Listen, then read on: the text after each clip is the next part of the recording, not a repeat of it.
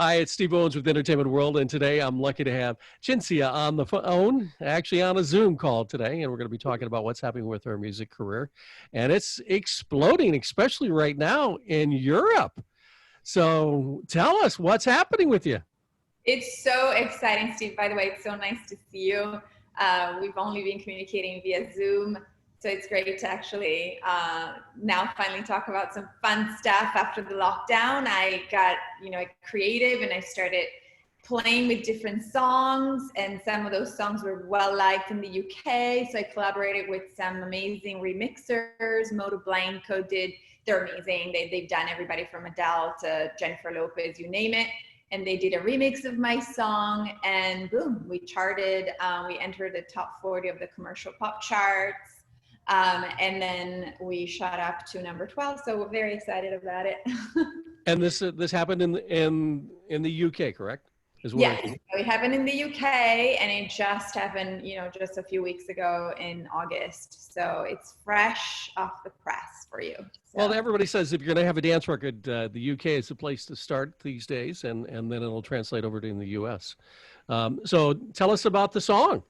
Yeah, well, so I'm very influenced by the music of the Bangles, the Go-Go's, that whole kind of era. I think is absolutely what inspired dance music today. And I've always been an alternative pop rock kind of songwriter. And then I started venturing out in more EDM beats and dance beats. And then my Instagram started growing, and I wanted people to relate to songs. And so I started doing a few covers of bands I loved. And one of them was a song called If She Knew What She Wants by actually Jules Shear, made popular by the Bangles in 1986. And I decided to do my own take on the song, sent it off to the UK, and people loved it. So that's the song. That is amazing. And it's a great version of it. And we're going to put a link down below so people can actually click it and watch the YouTube video that that you have up on it. And also you're on Spotify with the track and everywhere else. And everywhere you can hear music. I believe in that 100%. I love that now we have this ability to reach so many people. I'm from Italy, so I grew up on UK music, and that's what influenced me. And then I came to LA, and of course, the whole alternative rock scene sort of attracted me and really swallowed me alive. And then I decided to come out with different songs, different beats. I produced it here. I have a home studio. And from there, a lot of amazing songs have now been born. In fact, on Spotify, you'll see that on the same EP where I released If She Knew What She Wants, and the version that got me popularity now, I actually have two new songs, Deeper and Say You Love Me, produced with Taylor Sparks, who has worked with some of my favorites like the Chainsmokers. And he works at a studio called Revolver Records that approached me on Instagram, and we started working together back and forth even during the pandemic, and two amazing tracks are born. So excited to share them with you. Great. So tell me about what are your favorite songs over the years? Oh, so many. So I got introduced to the world of music very, very young. My dad was a huge fan of the Pink Floyds. Pink Floyd was my top band for a very long time, and then I started getting intrigued by harmonies, and so went into ABBA. This is very, very early on. Still super passionate about 70s and 80s music, which is why I decided to redo this particular song. But I have to say, later on, some bands caught my attention and really charmed me. And I'm talking about songs that are a little bit off beat right now that people would know, like the Stone Roses, I Wanna Be Adored. That's one of my favorite songs of all time. Obviously, it's super progressive and repetitive and whatnot, but that band in particular, I loved the Charlatans. Specific songs, I would say, probably Radiohead, Creep, in terms of a story and an emotion that really connected with me. Gosh, lately, I love stars like Florence and the Machine, I have to say. She's one of my favorite female artists right now. But over the years, Alanis Morissette, songs like You Oughta Know, Ironic, definitely some of my favorites. Fantastic. So you had a band, and yet still, I believe it's together, the Perfect Nine. Yeah, they're still very well together. We are really excited to be able to play right now, even though we haven't been able to play out, which is what we love to do. We perform all around LA usually, and actually in the summer, we're always in Europe performing somewhere. This year it was impossible, so we've been fortunate enough to do some virtual shows. Mercury Insurance sponsored one. We've done another one with a company from New York and another one from Hong Kong. Some of the brands I work with as an influencer have hired me to sing and bring, you know, spunk and comfort in some cases to people that were home. And it's been amazing to be able to play both solo and with my band, and involve them into, you know, this adventure, which is very virtual and yet really fascinating to me, because you can still reach so many people. And in fact, on some occasions we had so many more people than we could have ever had at one of the venues that we played for. So I think in one of the Zooms we had probably 10,000, 20,000 people. So it Oh, was wow. That is fabulous. yeah, it was incredible. I mean, I remember we were looking at, actually it was Instagram Live, and we were looking at the numbers and we were like, oh my God, where are these people connecting from? But internationally, you can do that as long as everybody's still awake at the same time and they all know. And we a good job promoting it. And so I guess people connected and then wanted to say their thing. And we even did a giveaway. It was also nice because if you see my Instagram, cinziamoniaci.com, CINZIAMONIACI, maybe we can link it there. My Instagram at Cinzia is the handle, and that's the website. I actually spoke about some of the current events and things that touched us as people as well as a band. And it was nice and cathartic, and it made us feel like we're a part of the change. We're a part of, and influencing people, if you want, in a moment where a lot of people felt lost and sad. And so it was great to bring joy of music, but also food for thought for people that just needed to listen to a little bit more of a meaningful music. So. Well, in your band, you have a couple of unique things there. Why don't you tell us what's unique about it? Oh, in my particular band? Yes. The Perfect Nines. So I love to sing in different languages because I'm from Italy, so I speak 4 different languages. And what I love about the music I've always made is that I've always been able to incorporate different musicalities through languages, through songs. And so I write in French a lot because I lived in Paris. I obviously write in Italian. I write in Spanish. And actually I'm writing a Spanish sounding song with sounds as well as lyrics that are Spanish, with a very exciting project that I'm working on. And I'm also co-writing, actually, he just flew down here to meet me, with Damon Elliott, who produced Pink's record, one of my favorite, Misunderstood.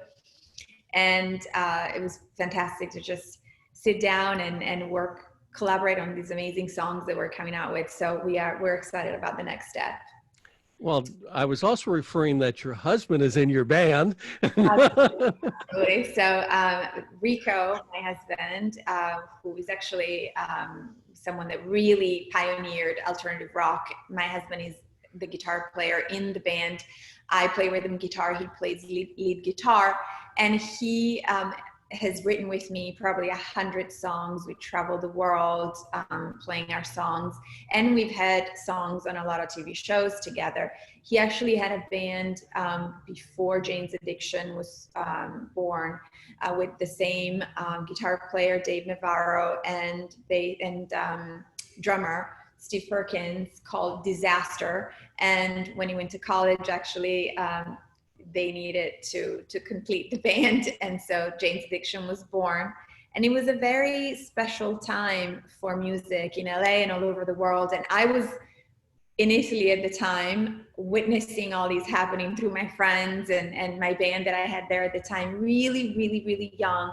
And when I came over here, I was able to really enjoy Rico's experience playing with these guys and the amazing kind of emotions that alternative rock scene brought to you. So they played the Roxy, the Troubadour, whatnot. And then Rico and I started our own first band, Bionica, and our journey was born. Fabulous. And you also have a daughter who's now singing as well. Chloe is amazing. She's been actually playing piano and singing and playing guitar since she was really young, and she's 15 now and an incredible talent. Obviously, she's also super academically driven. So right now she's focusing primarily on that. She's in a United Nations program, and she's very involved also in all that is the fabric of society and political issues and things like that. So I'm letting her grow and brew and all that. And she's a fantastic artist. So often we play together, and we actually played live on Instagram Live a couple times already during this pandemic, and it's been amazing to be able to share these with my family. So that's a special thing that music does. So I'm so blessed that we have it in our lives. And you also have a little side project, little bags that you make. Yes, I do. I actually have a line that I started many years ago called monimoni.com. And we, just like with music, we try to make a product that is off the beaten path, like something you can't find everywhere. It's made in Italy, made in these amazing factories that are still family owned in these amazing locations in Florence and the surroundings of obviously Tuscany, Umbria, all those places. And these bags have a little bit of an alternative look and a great soft leather because they're washed and dyed and dried after they're made. So I was fortunate that a lot of celebrities were able to find out about it, wear them, paparazzi shot them, and all of a sudden we were in the magazines, and then one thing led to the other. And I wasn't able to even do music for quite some time because it kept me so incredibly busy to just keep up with this business. But it allowed me to do so many things because a lot of proceedings that I had from the business, we were able to donate and help a lot of the local factories there. So it was fantastic. Well, that's awesome. It sounds like you've had even though we've been in the pandemic, you've been so active. I know, I try to do that. So I've been painting a lot, and I've been creating a new collection, working with the people over there, just communicating via, the computer, as well as, we've been sending each other actual letters to test them. But I have to say, it gave me a sense of purpose to know that I could continue to keep creative and active, and even go in posting about it so that people would feel, okay, I don't have to stop here either. Businesses can keep going even though operations have changed, and it's just the modality of it that's changed, but creative side doesn't have to stop. So I love to do that, and it actually kept us all sane here. Well, good. Yeah. So going back on the music, so the Bangles is definitely a different kind of a flavor in the genres than the Perfect Nine's alternative. What inspired you to make a shift? So I've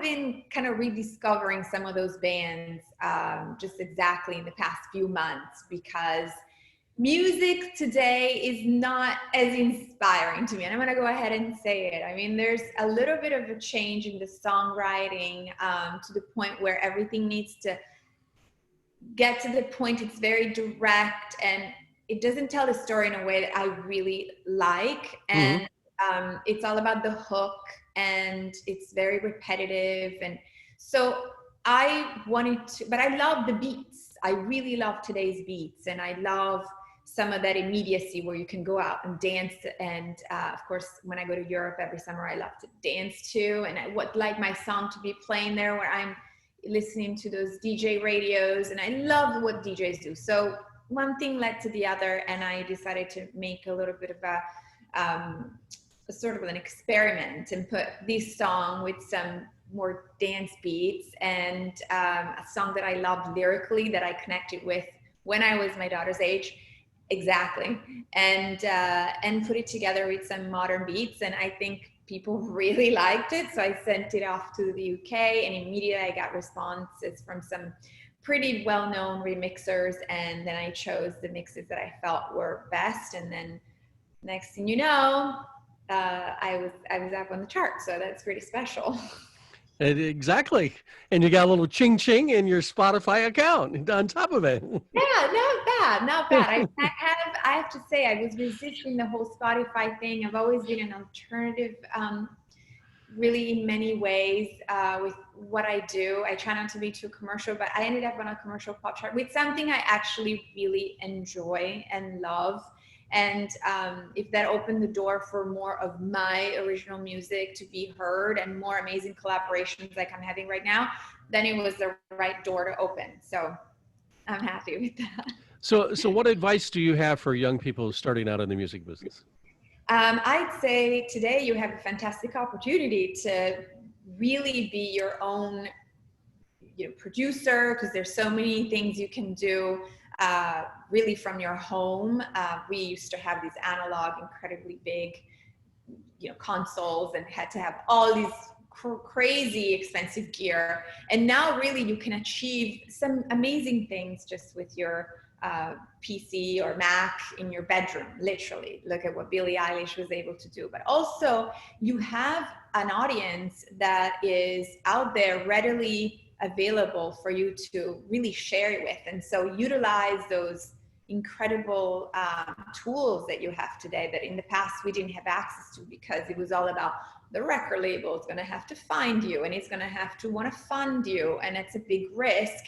And then you're sort of at their mercy because they're going to choose a lot of the direction that you're going into. So I'd say the best advice would be utilize these tools to the best of your ability, and be true to yourself. Really write something that comes from the heart, not thinking, is this going to be received in a certain way? And is it going to sound like so-and-so who's already popular? Because that's what really is going to enrich this palette of colors that music can have today. And it deserves it.